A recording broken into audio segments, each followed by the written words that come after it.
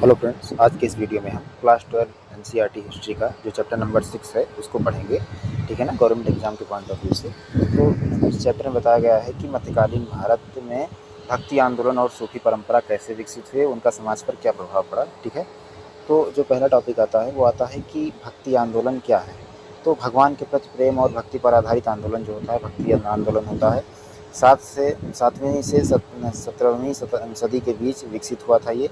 उसके बाद कर्मकांड और जाति व्यवस्था का विरोध हुआ था इसमें। ठीक है, उसके बाद आता है भक्ति आंदोलन की विशेषताएं। तो ईश्वर के प्रति व्यक्तिगत भक्ति, सभी के लिए समानता, सरल भाषा में उपदेश, जाति पाति का विरोध। ठीक है, उसके बाद आता है प्रमुख संत। तो पहले कौन थे? कबीर। हिंदू मुस्लिम एकता पर जोर था इनका। ठीक है, और मीराबाई दूसरी थी। तो कृष्ण भक्ति के लिए प्रसिद्ध थी ये। ठीक है ना। फिर आते हैं तुलसीदास, ये राम भक्ति का प्रचार प्रसार करते थे। ठीक है, उसके बाद आता है सूफी परंपरा क्या है। तो इस्लाम की एक आध्यात्मिक धारा है जिसे सूफी परंपरा कहा जाता है। प्रेम, शांति और ईश्वर से जुड़ाव पर जोर होता है इसमें। ठीक है, उसके बाद आते हैं सूफी संत। तो सूफी संत कौन से हैं?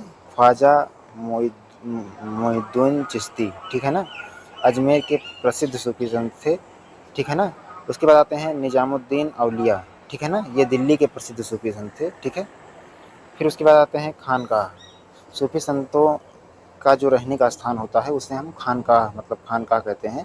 यहाँ लोग आकर आध्यात्मिक शिक्षा लेते हैं थे। ठीक है, फिर उसके बाद आता है भक्ति और सूफी परंपराओं की समानताएं। ठीक है, ईश्वर के प्रति प्रेम, ये समानता थी। फिर समानता पर जोर था दोनों में, ये भी समानता थी। फिर सरल जीवन था। ठीक है, उसके बाद आता है समाज पर प्रभाव, मतलब ये टॉपिक आता है। तो इस मतलब समाज पर क्या प्रभाव पड़ा इस सबका। तो जाति व्यवस्था जो है कमज़ोर हुई, धार्मिक सहिष्णुता बढ़ी, सामाजिक एकता को बढ़ावा मिला। ठीक है, उसके बाद आता है भाषा और साहित्य। तो लोक भाषाओं का विकास हुआ इसमें। भक्ति और गीत जो है, कविताएं जो है, ये भी विकसित हुई। ठीक है, फिर अगला टॉपिक आता है इसका महत्व क्या था। तो समाज में सुधार हुआ, धर्म को सरल बनाया गया, लोगों को एकजुट किया गया। ठीक है, फिर अगला आता है इस चैप्टर से इम्पोर्टेंट पॉइंट जिनको आपको विशेष रूप से याद रखना है, जैसे कि भक्ति और सूफी आंदोलन ने समानता का संदेश दिया था। संतों ने सरल भाषा में उपदेश दिया था।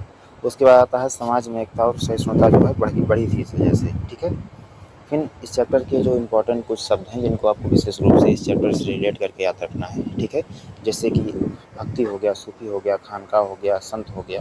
तो इन सब शब्दों को आपको याद रखना है विशेष रूप से इस चैप्टर से रिलेट करके। इससे आपको चैप्टर को याद करने में भी आसानी होगी। ठीक है, तो आशा करता हूँ आपको चैप्टर अच्छा लगा होगा। अच्छा लगा हो तो वीडियो को लाइक करें, चैनल को सब्सक्राइब करें। ठीक है, धन्यवाद।